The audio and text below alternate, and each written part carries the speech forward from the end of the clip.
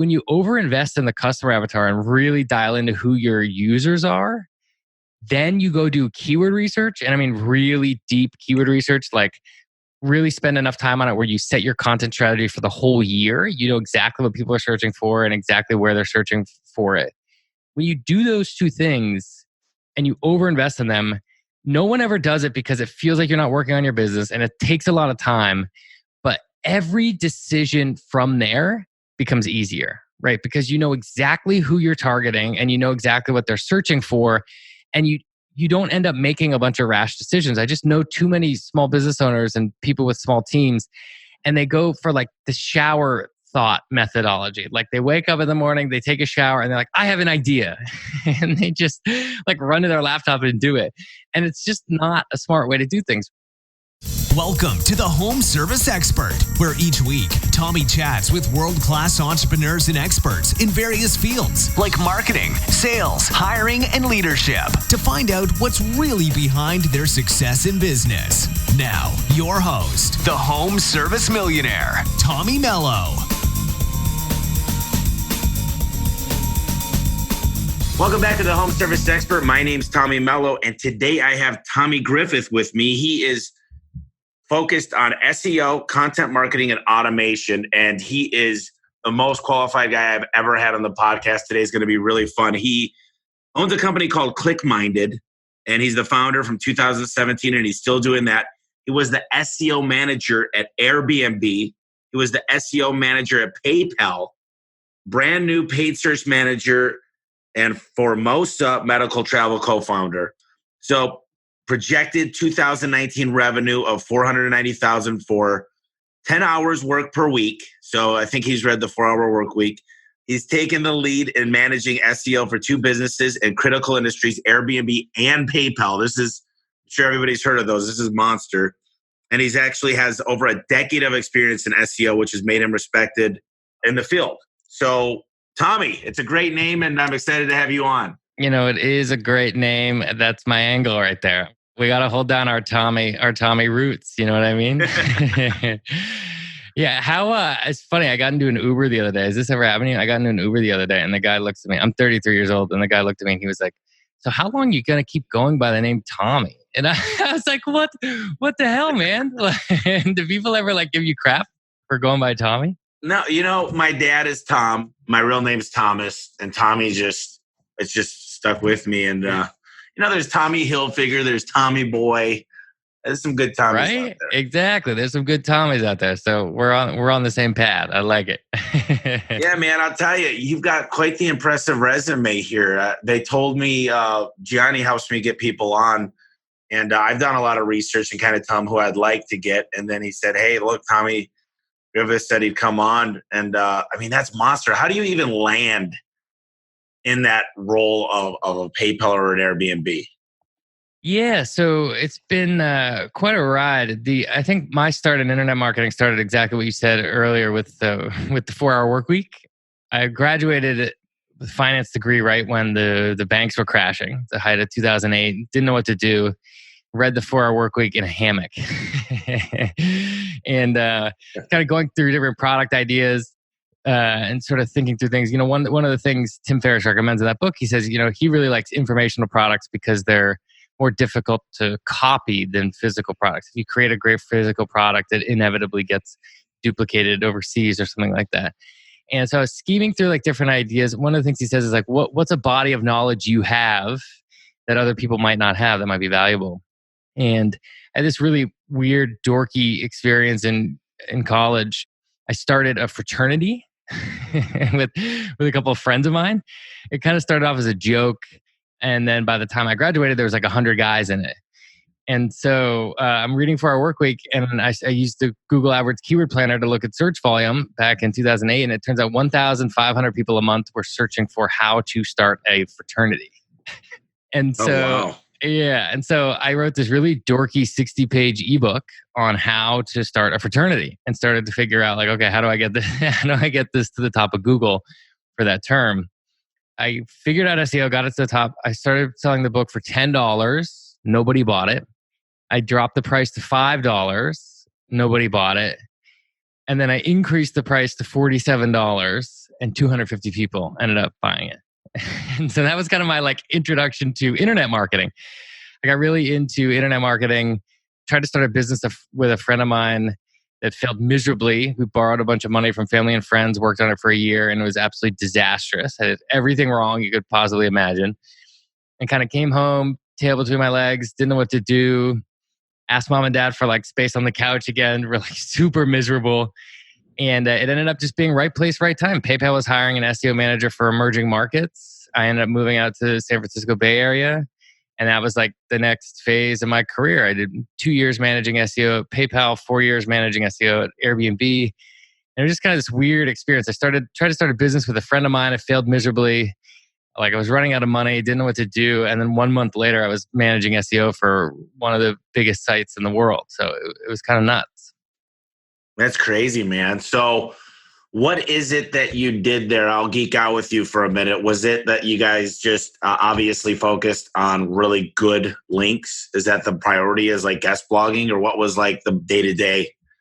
At PayPal or Airbnb or both? Yeah, or just a general consensus of managing SEO. I mean, I know there's a lot of stuff that goes into it, and different on-site and off-site and blogging and all that. But what was your typical day? What did it look like? Yeah, so it's really interesting, Tommy, from an enterprise SEO perspective. Enterprise SEO is extremely boring. And the vast majority of the stuff we were working on every day is actually fairly unrelated to what someone in maybe home services might be doing, or someone doing local SEO, something like that. You know, it's a lot of like corporate managey stuff and technical optimization. So throughout my 6 years of SEO at Airbnb and PayPal, we did almost no guest blogging and almost no link building, because they're just the types of sites who, you know, we would get hundreds to thousands of unique links per day naturally, automatically. I mean, like there were moments where the New York Times would write an article about us 3 times a week, right? And so the types of links coming in were there. It was actually a lot more about managing a lot of that link equity around the site, managing crawl path optimization, and also like other stuff that other engineers and executives were working on, right? It really day to day is extremely boring. It was things like doing presentations for executives on why we shouldn't no index all the pages, right? Or like managing other engineers and product managers' roadmaps to make sure they weren't doing certain things wrong. I think the most interesting way to convey this, right, is that Google has an SEO team. That sort of shows you what corporate enterprise SEO is. It's a lot of like human management, make sure we don't step on each other's feet kind of stuff, right? Why would Google need an SEO team? Well, it's because they have thousands of employees, thousands of products, and like certain things need to link to each other, and certain things need to not be no index, and you know, certain product managers need to understand the implications of logged in versus logged out and page speed and things like that. So yeah, it actually was counterintuitively probably not whatever you're thinking now. It's a lot of sort of corporate management stuff. And the difference between PayPal and Airbnb was very different. PayPal was very boring, very slow, and a lot more like a bank with a really like kind of slow engineering process. And Airbnb was extremely fast, very design and engineering oriented culture, and we got a lot done very quickly. So you literally decided, you've had these good jobs, I'm sure in that area they paid well. And then you started ClickMinded, where you teach others how to do online marketing. And tell me a little bit about ClickMinded. Yeah, sure. So I mentioned that first startup attempt with a buddy of mine after university that failed miserably. And I was really motivated to kind of pay down that debt. I was one of these guys, I was very blessed. My parents paid for university. I graduated school with no debt, which I know is an absolute blessing these days. And I ended up putting myself into debt, trying this business idea, borrowed money from family and friends, did everything wrong, financed it wrong, just did dumb things. And so I wanted to start another side project while working to try and pay it off way faster. ClickMinded was probably idea number like 15. I mean, I tried so many different things. It just kept failing. But eventually it ended up working out. It started as an offline course. So my boss had asked me to do an SEO training course for my colleagues at PayPal one day. I did it and got a lot of good feedback on it. And I ended up turning it into a small business. I would rent a co-working space in San Francisco. And on Saturday mornings, kind of rent it out and do like an all-you-can SEO sort of day. So like 9 to 5, teaching search engine optimization. Entrepreneurs and marketers would come in and we would just like geek out on their websites and figure out how to get them more traffic. I actually loved this business a lot. I really enjoyed it, but it was a really bad business. The economics weren't very good. It doesn't scale very well. And even if I could like charge a fairly premium price, there was a lot of expenses to it. I was doing a revenue share with the co-working spaces and things like that. But I enjoyed it. I really liked it a lot. It ended up just being like the right place, right time with this kind of online course, online learning renaissance that we're in right now. So I'd been teaching this physical in-person course. I'm not sure if you're familiar with Udemy, but Udemy is a online course marketplace. Yeah, so online course marketplace. And they were really starting to take off.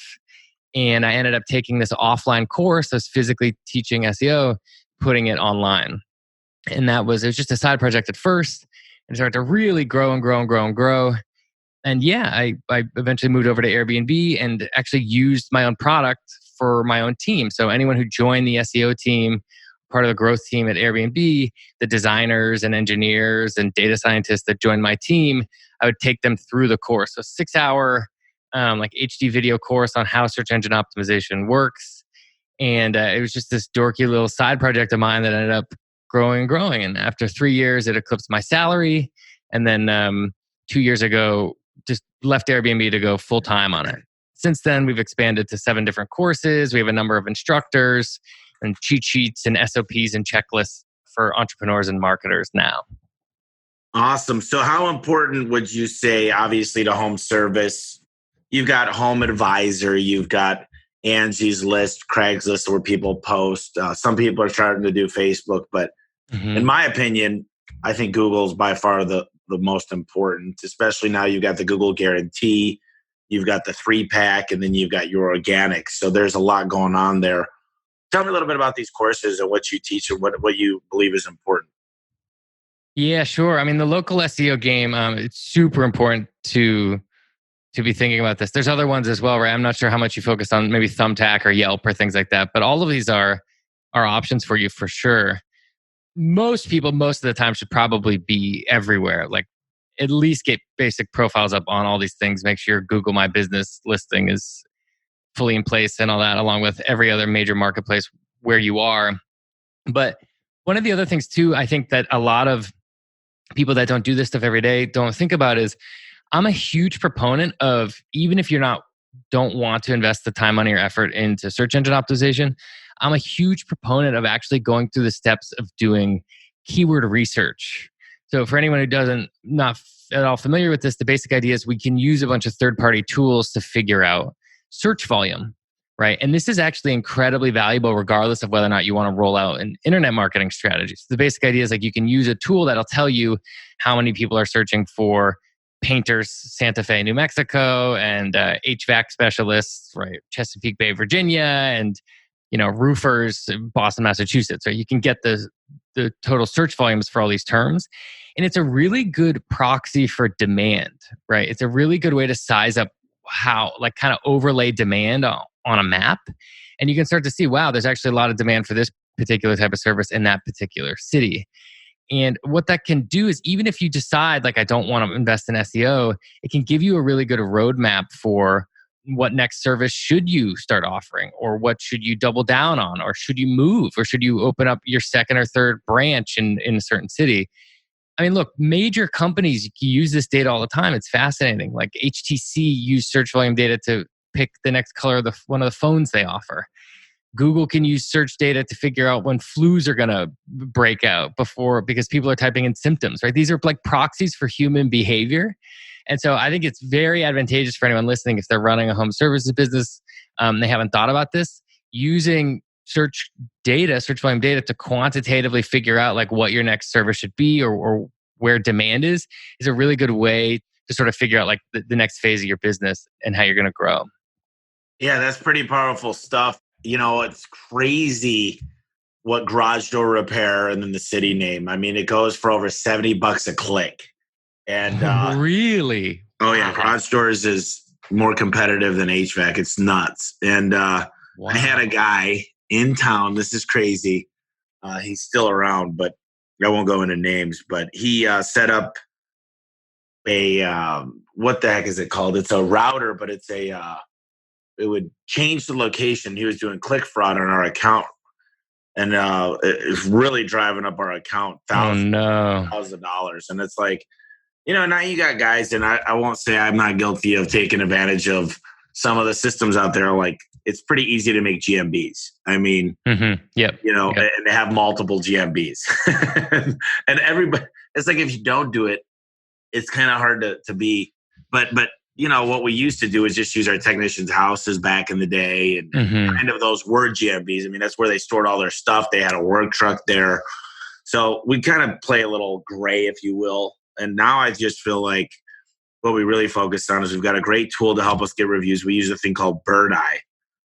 And there's a lot of them out there. I don't know. What tools do you use to kind of help generate reviews from customers? Interesting. Yeah, we don't actually have a ton of very specific local SEO recommendations that we dive into. Bird Eye, I have heard of and heard great things of.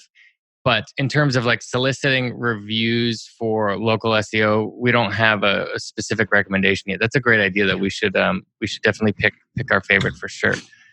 Yeah, so you've got 7 programs here, you said, or somewhere in that 7 to 10, is that right? Yep, 7 different courses.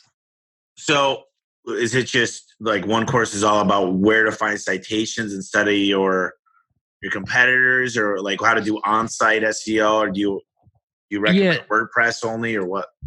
So they're all sort of different digital marketing topics, right? SEO, paid ads, which is mostly Facebook and Google, content marketing, email marketing, social media marketing, sales funnels, and then Google Analytics as well. And so our models, we try and find world-class people that do this stuff every day. So our social media course is taught by the former head of social media at Airbnb. The content marketing course is taught by the content strategist from Lyft. And that's sort of the model we work on. Every course might not be applicable to everyone, right? Like, if you know that content marketing is something you're absolutely certain you don't want to do, right? That might not be a good fit for you. But we sort of dive into each one of those topics in each of those courses. Nice. So you had a full-time job at, I guess they would be a Fortune 500 for sure. And you decided, I only want to work 10 hours a week. And I'll tell you, I probably work 10 times that. But I enjoy work, though. That's my problem. So you're 33. You got a $500,000 a year business, just and mostly cash. Tell me a little bit about what do you do with your free time, and what caused you to want to do that? Yeah, I mean, you're mentioning kind of the revenue and the hours. I wrote a blog post recently just talking about the last 2 years of my life. And it's the business in terms of the operation. We have automated a ton of it. So it's down to it basically takes 10 hours a week to run. I'm definitely working more than 10 hours a week. We have a bunch of different kind of like new projects we're thinking about and new stuff I'm working on. But that actual business, takes about 10 hours. But it's really kind of overstating how nice it is, because a couple things to think about. The first is I'm now on year 8 of this business. And, a lot of that time was working part-time. So I was working full-time for someone else. But it's really nice if you look at the numbers in isolation right now after 8 years. Yeah, it looks great. But you could also argue that I am like the slowest growing company of all time. And like I have like wasted so much time and done this so poorly, right? I think there's a lot kind of to unpack there.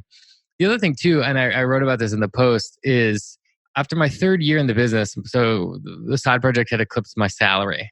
And I'm just pulling up the numbers now. So we'd earned $117,000 in the 3rd year of the business, right? And the number of hours were starting to go down. And I was really happy about that. I was really excited. And then while I was writing this post, I was walking down the street and I was walking past a Panda Express, the Chinese fast food chain. And in the window, it said, now hiring managers, Panda Express, $65,000 a year salary. And I was thinking like, what? And I went back and I ran the numbers. And even though I've been working on this business for 3 years, and even though I thought I had succeeded, I ran the numbers and I would have earned more managing a Panda Express for 3 years than I would have running this business. And so I think a lot of people, if you're working for someone else, you're thinking about jumping into running your own business, your own home services businesses or something like that. Like, I think it's very reasonable to worry whether or not the juice is worth the squeeze, right? Like, it can be scary jumping into entrepreneurship. And I'm curious with you, Tommy. I mean, it looks like sounds like you've been kind of an entrepreneur for a long time, but like, there's a lot of survivorship bias in a lot of this stuff, right? Like, you kind of only hear from the winners and you don't hear like about all the dead bodies and like the all the like stories of people, burning all their cash and going back to a cubicle kind of stuff, So I think it's there's a little bit of a balance there. Like, it's very understandable why some people are a little bit nervous to make the jump because a lot of people do fail. You know what I mean? Lots of people fail. Actually, I got a stat here. If you were to have 1,000 businesses start this year, 400 of them are still going to be around after year 3. Less than 100 of them will get past 7 figures.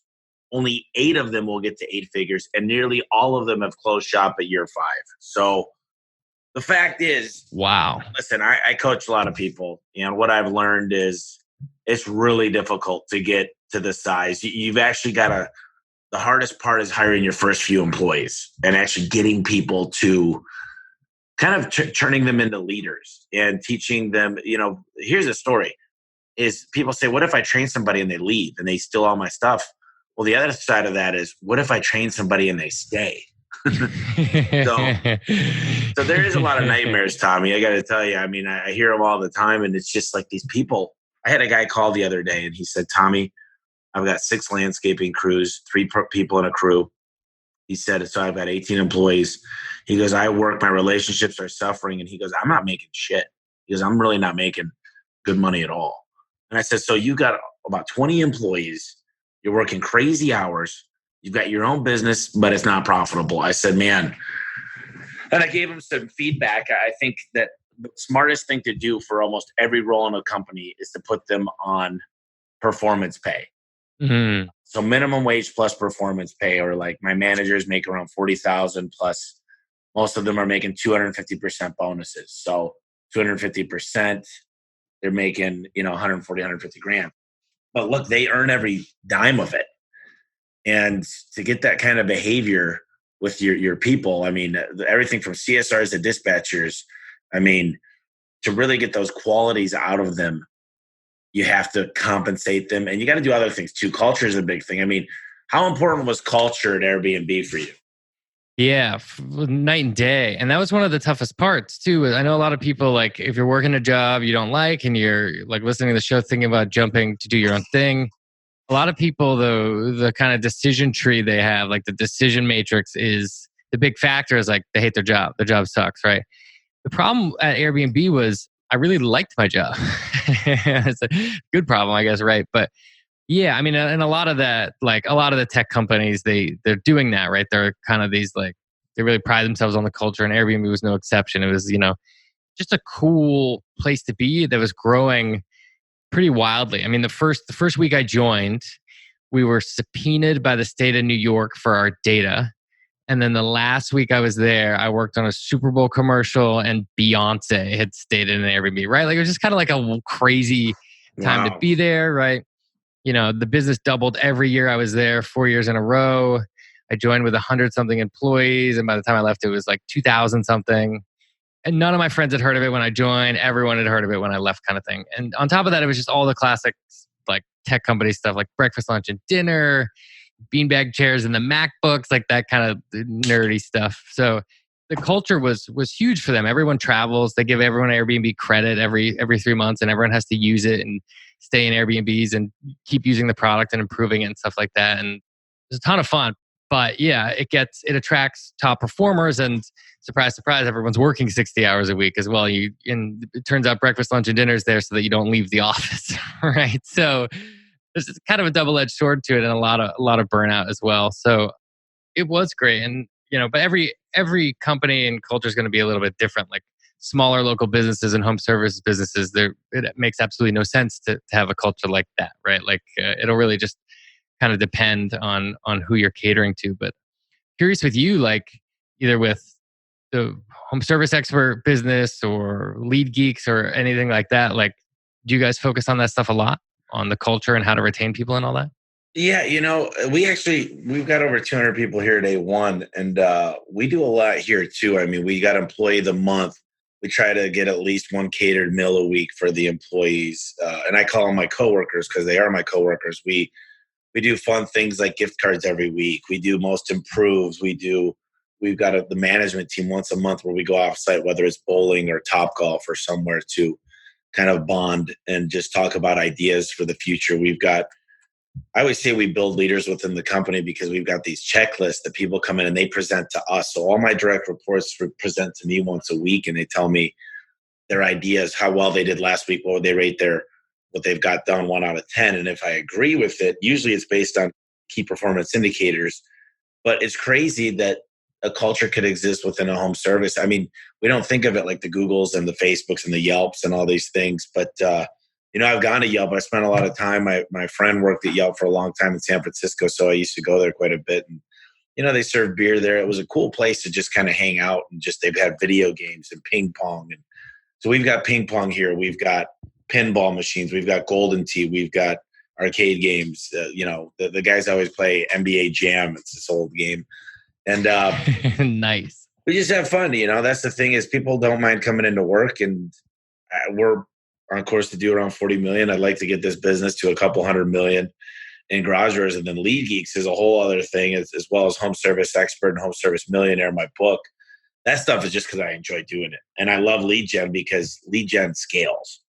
And lead gen scales much faster than you could ever scale people, which has been tough. But we've built a learning management system and really been spending a lot of time trying to grow the processes out. Like you said, standard operating procedures, checklists, manuals, and really making sure that people live by them. That's the difference. Is a lot of people have manuals and they dust it off when someone comes in, but we live and breathe by our procedures and checklists. So it's fun, but some days it's fun to just relax and take a break. Today I took a half day. I'm here at the shop, but like I said, I was getting ready for that presentation. And, I come in on the weekends, but my problem, Tommy, is I enjoy work. I really do. It's a high quality problem, right? I mean, it's interesting. And this was sort of what jumped me, not at the same scale at all as A1, but I tried a number of different side projects in order to find the one that I really loved. And some of the other ones I had that started to generate revenue, I just hated working on them. There's this really prolific tech investor, Naval Ravikant. I don't know if you know him. He's been tweeting a lot about his views on life. And one of the things he says is, what feels like work to other people should feel like play to you. And if you're doing that over the long term, you can't really lose. If it's always going to be work for your competitors and it's going to be play for you over a long enough time horizon, you're kind of always going to win. And it sounds like it's not a huge surprise to me, if you love what you do, that your business is up to 200 employees and absolutely destroying, right? So that's not a surprise to me at all. It's pretty interesting. I certainly wouldn't view that as a problem. No, eventually when I get married and have kids, it will be. But right now, I keep telling myself I'm still young, but that's not every year that goes by, it's not really still staying that way. I got a question for you. I was thinking, because I'm working on a pretty big project that I think is going to be a game changer for all the home service industry, for every industry in general. I think it's just as big as Uber. And the question I have is, how did Airbnb or PayPal, how did they make that a household name? Was it PR? How does everybody know? So quick, Uber came to the scene, then Lyft came to the scene, and there's another one called Sideways or Side Rail or whatever, in San Francisco, but that one never took off. Mm-hmm. And I'm just curious, what do you see? And maybe home service companies could use this too as they go national. Is it a lot of marketing? Is it just straight public relations? What do you think really makes it go crazy? Yeah, it's really interesting. And this is, basically spent 6 years thinking about this stuff all the time. I was on both the growth team at PayPal and Airbnb. And so I was a specialist, right? I just do one thing, which is SEO. But we were talking about and working on and helping with other tactics all the time. And I was one of the earlier guys on the growth team, but Airbnb was approaching household name even before I got there. Yeah, I mean, there's like very specific tactics we could talk about that, like in the weeds and really nerdy, or there's high level stuff. I would say though that both companies really weren't doing a ton of mega brand Super Bowl commercial level marketing. Towards the end, late in the game, like 2017 plus, yeah, Airbnb started to do a few of those things and like sponsoring marathons and getting, like the blimp in the sky kind of stuff, right? Like that mega budget stuff.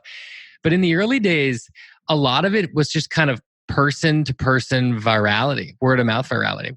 One very simple classic hack that everyone cites that PayPal did in the early days was the refer a friend for $5 sort of thing. Like if you had sent someone money with PayPal or asked for money, in the footer of the email, it said, like, open up a PayPal account and get $5.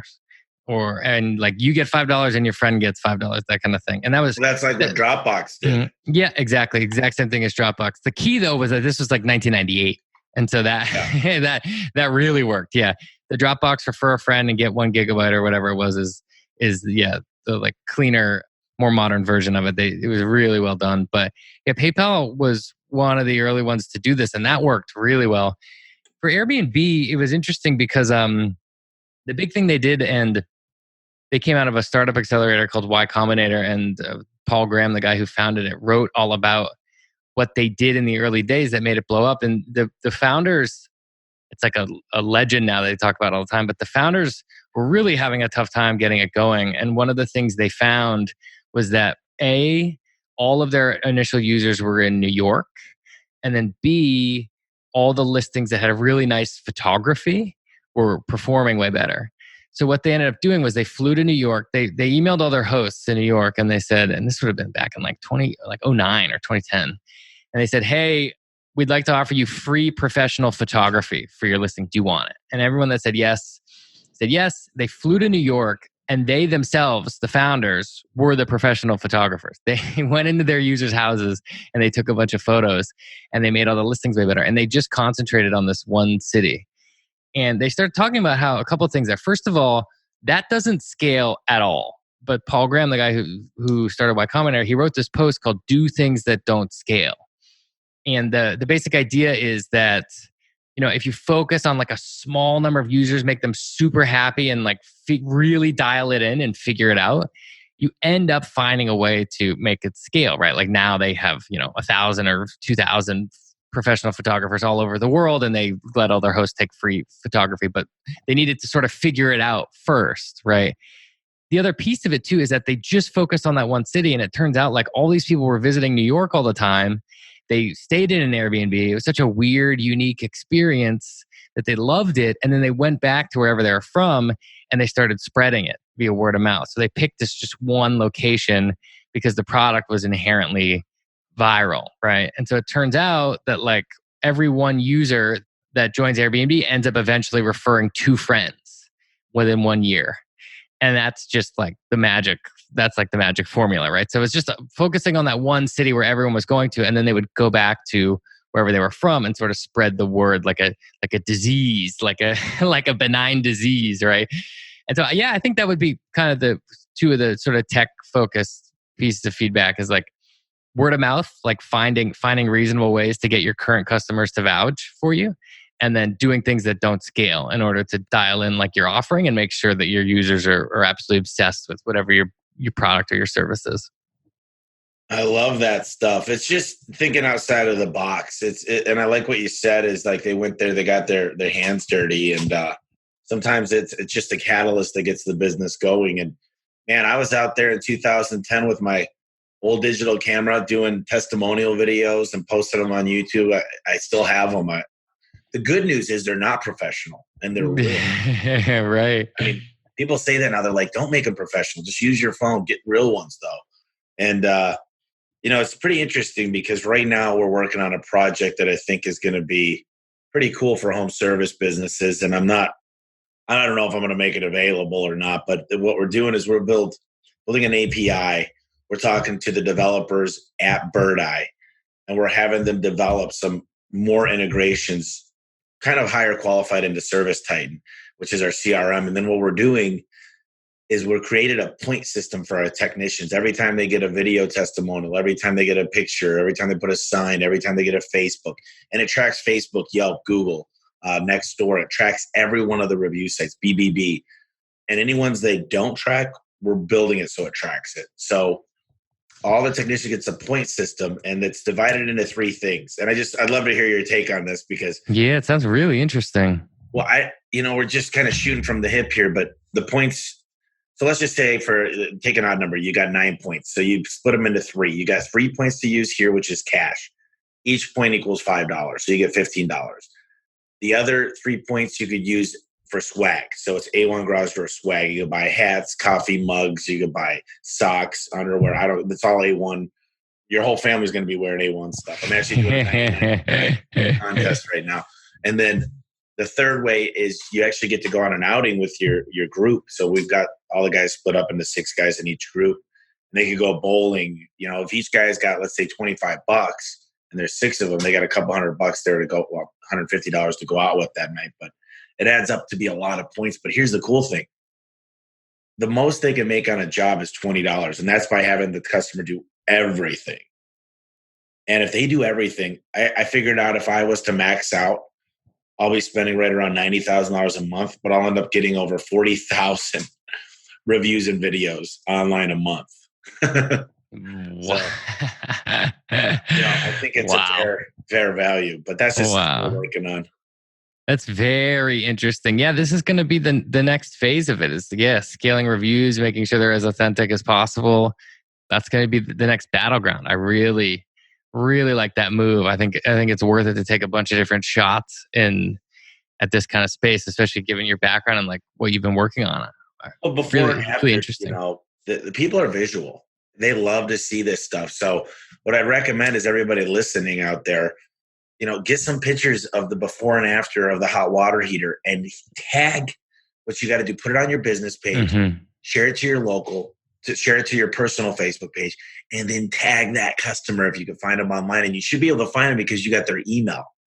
And for a garage door, it's your curb appeal. So people love that stuff. So if it's a front door, windows, whatever it is, I mean, this is easy stuff, but it's hard because people that are listening are like, when am I going to find the time to do that? I can't even find the time to hire somebody. So, but it's all about processes. If you set up, you said earlier, you mentioned SOP. So I'm curious, like, tell me a little bit about your standard operating procedures that you do for one of your courses.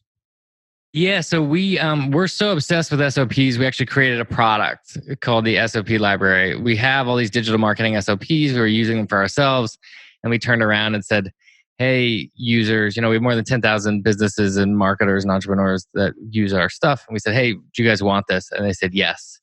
And so now we have this library. We keep them all up to date and updated. It's a bigger deal in the internet marketing world because, the Facebook advertising UI changes or the Google My Business user interface changes or they start changing buttons, the top navigation disappears. And so we keep all this stuff up to date.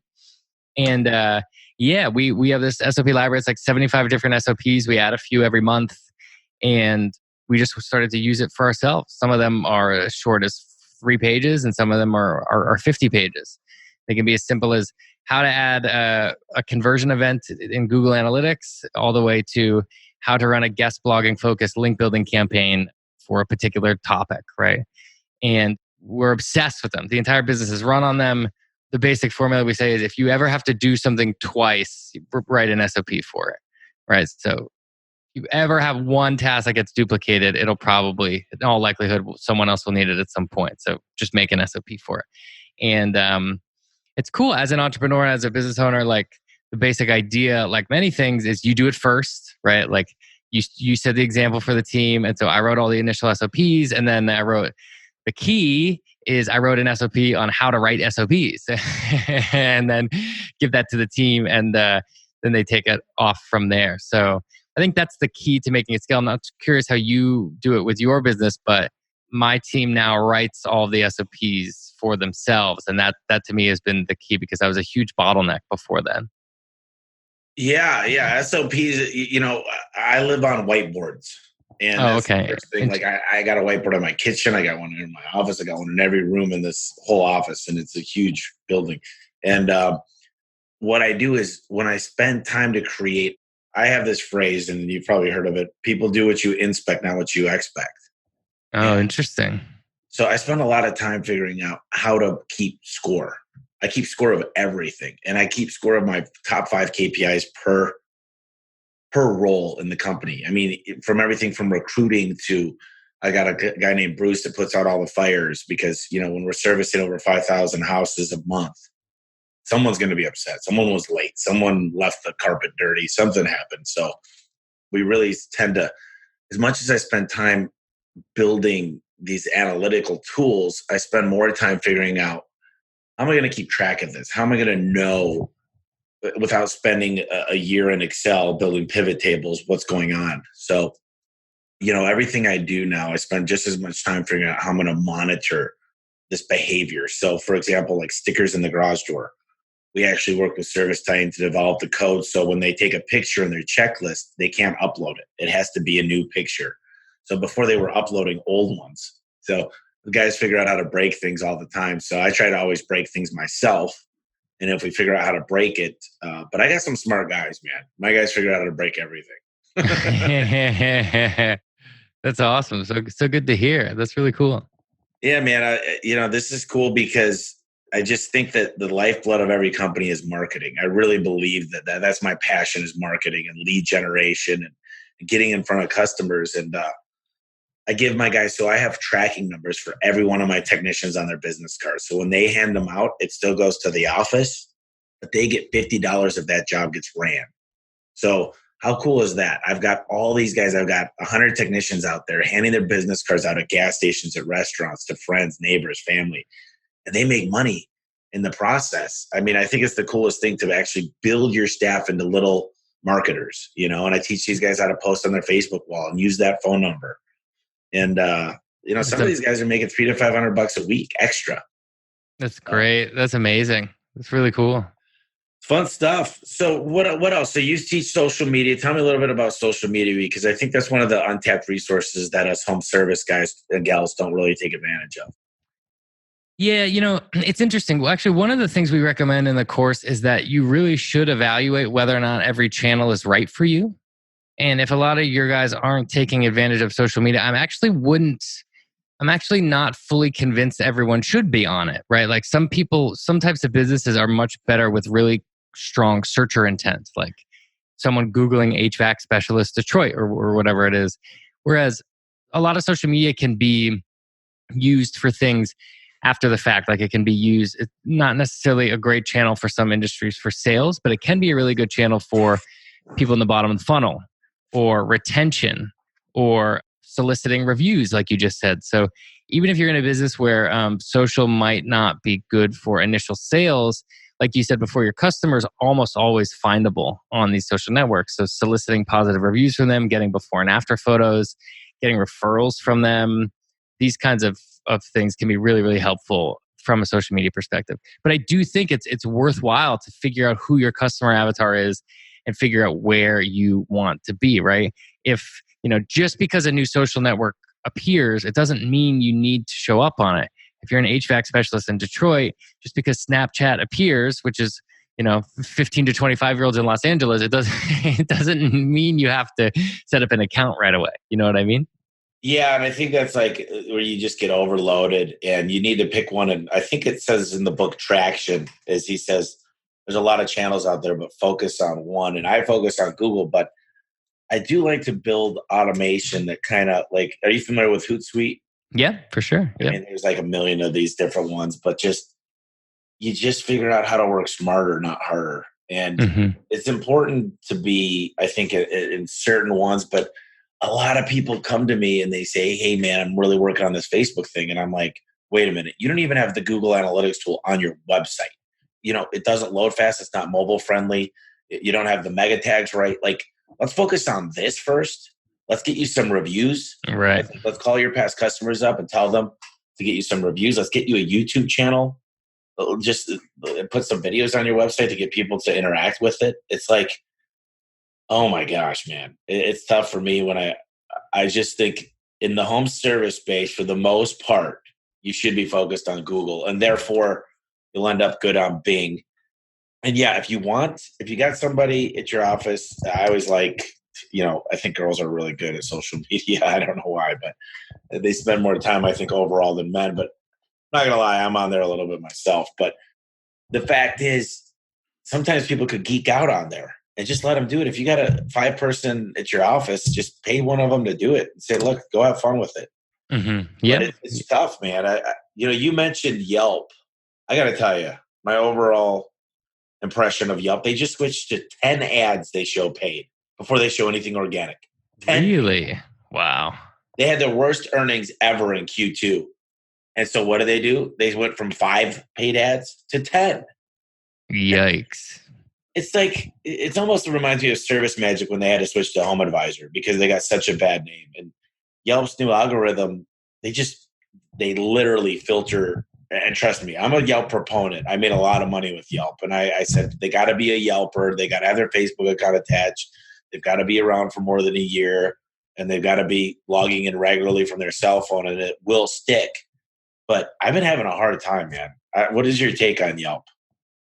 Yeah, I mean, and this is one of the other pieces of search engine optimization that I think is worth thinking about. SEO, everyone thinks SEO is just Google on your desktop. And the reality is it's not true, right? SEO is the act of moving pages up on any site that has a search engine, right? So, of course, we know mobile is big, but there's so many other kind of non-Google search engines, right? You can do SEO for Yelp, for Pinterest, for Amazon, for eBay, right? You can do SEO for the App Store. You can do SEO for Airbnb, technically, right? If you're an Airbnb host. And so, right, any modern web application that has to rank documents has this SEO problem. The engineers and product managers behind the application have to figure out what's the most relevant for our users. So with Yelp, it's the same thing. In general, the way we kind of describe it is Google is in general the most difficult, most ranking signals, most complex sort of animal. And then every sort of one underneath that like has fewer and fewer ranking signals with kind of one core sort of signal that we think, right? So for example, sales is a huge driver of Amazon's rankings, right? Pins is like the driver on Pinterest, right? With Yelp, it's interesting. Because my business originally started on Yelp as well, and over the last few years, we haven't been on Yelp. But for me, in the early days, what seemed to help a lot was at least one review from Yelp Elite, and then like you said before, a lot of those signals around like actual real users. So I think everything you just mentioned before, connecting Facebook, making sure you're logging in from mobile, like multiple genuine reviews over some time frame seem to be like very important to sticking. But a lot of it's just going to depend on your business. One other thing too, I think that's worth considering is looking at Yelp's rankings within Google, right? So yes, ranking high on Yelp for a particular keyword is nice, but also keep in mind the act of, we like to call it barnacle SEO. That's when a different web application is already ranking at near the top of Google. Getting to the top of that application kind of gives you an advantage, right? So if you type in your primary keyword and there's a Quora thread at the top of the results, go try and be the number one upvoted post on Quora. Or if Yelp is ranking number one, go try and be the number one rated business on that Yelp page. So there's kind of another sort of matrix to think about in terms of how to generate traffic. It's also like being a barnacle and latching onto another site's rankings. You know what I mean? Yeah, Yelp actually, this is interesting. I love this stuff because Yelp's number one thing, I have a guy in San Francisco that specializes in Yelp rankings. And really what it is it's clicks, believe it or not. I mean, you could have someone with one review or no reviews outranking a person with 1,000 reviews. And the way that they do it is they have their own network of people that just click from their phone, and they have like 10 devices and like the mommy blogger type thing. And then one time, this is this is a few years ago, but I could actually manipulate the autofill in Google. So when you typed in garage door repair Phoenix, it would say A1 garage after it. They would autofill.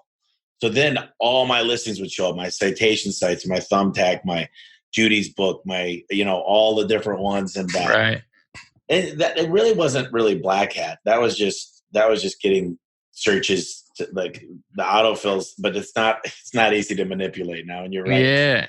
It's complex, man. Google's a machine that's just we've got a manual penalty on Lead Geeks on one of our main money sites about 2 months ago. So we spent a lot of time and money figuring out what links to disavow. And the funny thing is, you're familiar with the PBN?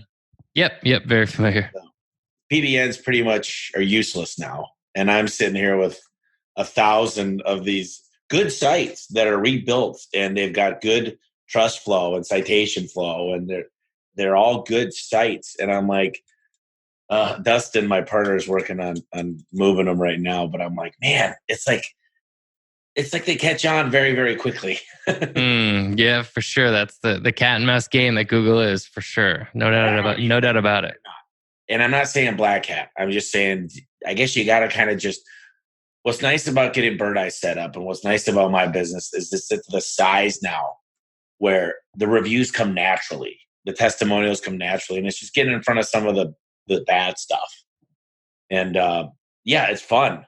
So what would you recommend? I mean, if a person's only got 5 people in their company, where do they start? I guess that's kind of the big problem is how do they get going?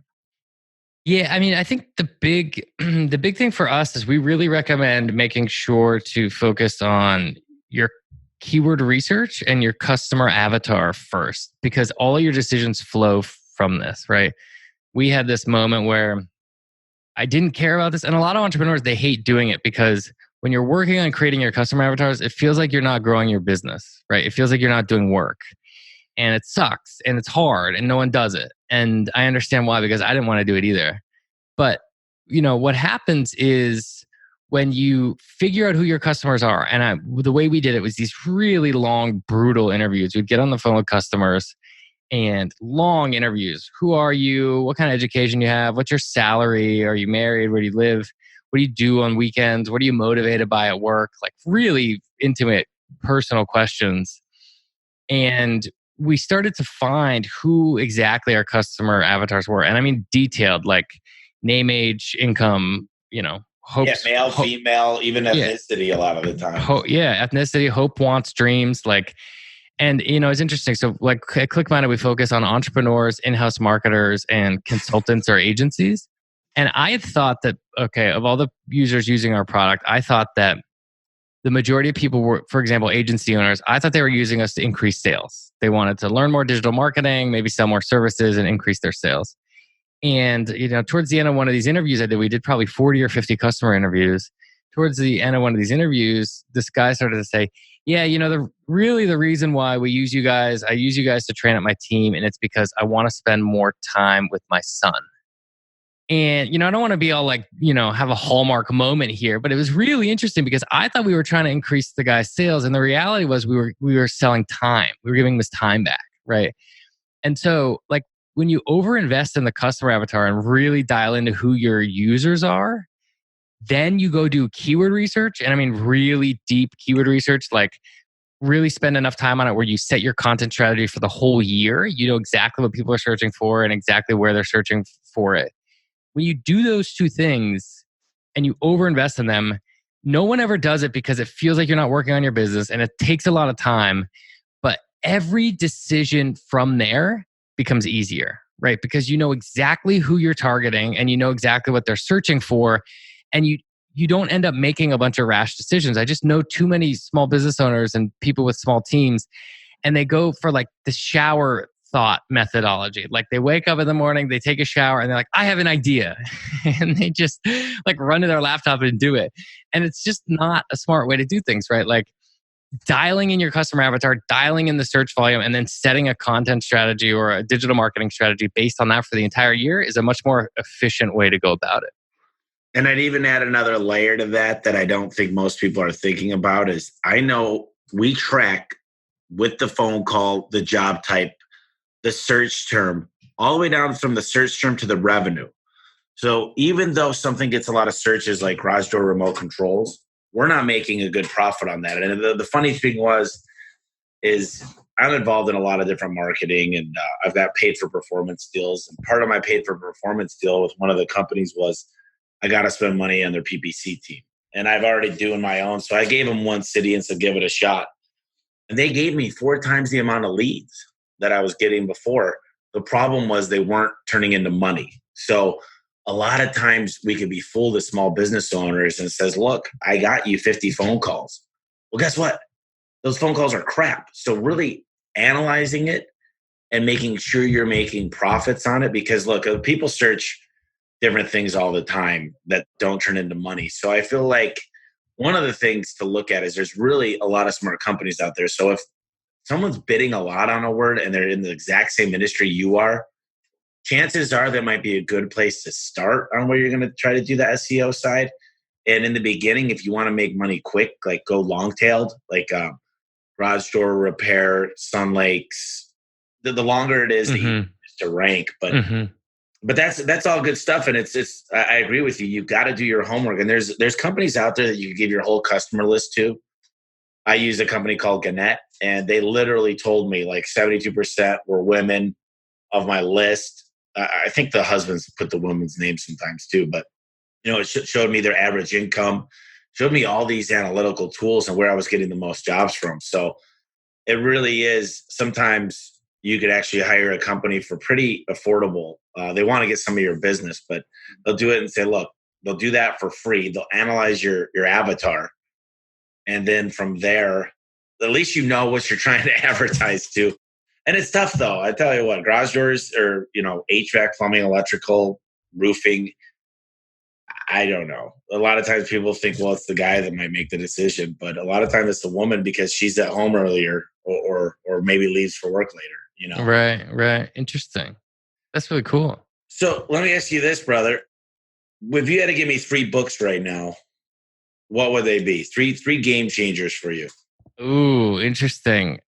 First one is I Will Teach You to Be Rich by Ramit Sethi. Have you ever heard of this one? No. It sounds like a scam, I know, but it's a great personal finance book. It's just about automating your finances. What's the guy's name? Yeah, Ramit Sethi, RAMITSETHI.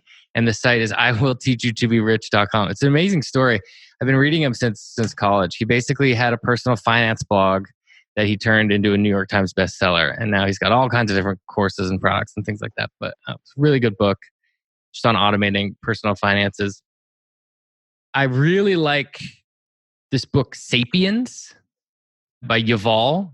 It's actually not a business book, but it's just it will kind of blow your mind in terms of like why we're on the planet. It's really crazy. It's basically a book about the story of humans and how we are basically just monkeys that have taken over the world by storytelling. That everything in the world is just a story. Country is a story. Money is a story.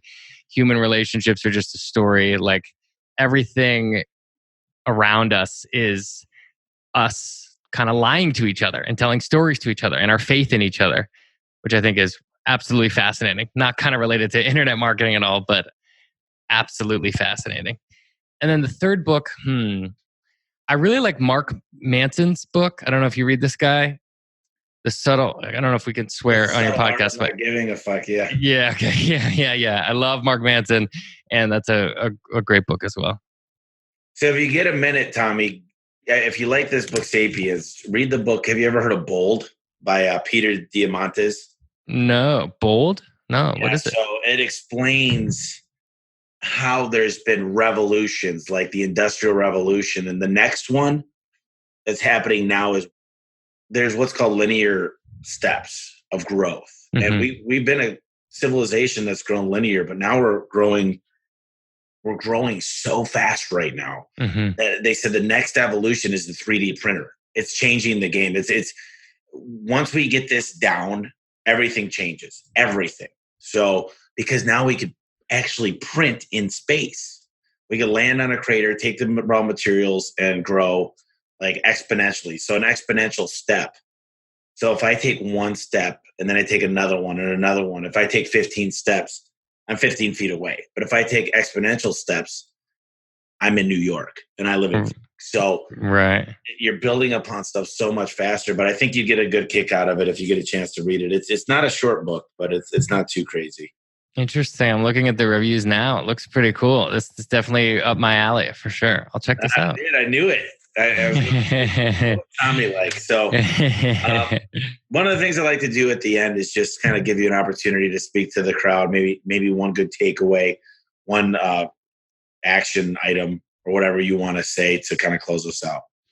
Yeah, for anyone, and this took me way too long to figure out, but for anyone that's like working for someone else and thinking about starting their own business, their own home services business or something similar, there's this kind of trope going around entrepreneurial circles now called the 1,000-day principle. And the basic idea is it takes about 1,000 days when you start something new to replace your current salary if you're working for someone else.